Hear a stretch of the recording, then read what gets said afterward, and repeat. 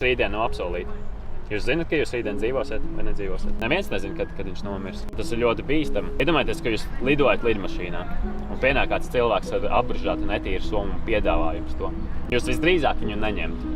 Tāpēc, ka kaut kāds nepazīstams cilvēks pienāk un jums viņu piedāvā. Bet, ja teiksim, lidmašīnas operators galvenais paziņot, ka lidmašīna paliek nekontrolējama un drīz avarēs, jūs drīzāk satrauktos par savu dzīvību. Okay. Nav iespējams nosēsties tā lidmašīnai, ir avārijas situācijas. Un tas cilvēks, kas piedāvā to mugursomu, viņš saka, hei, bet šis ir parašūts, kurus tev gribēja dāvināt. Un ja jūs to apzinātos, ka tas ir tiešām parašūts, jūs drīzāk to paņemtu, to viņu dāvināto, vai ne? Jo jūs liktu cerību uz parašūtu, ka tas var izglābt. Līdzīgi ar mūsu dzīvēm. Tā lidmašīna ir mūsu dzīve. Mēs nezinām, kurā brīdī tā var uzsprāgt, kurā brīdī tā var pazūst.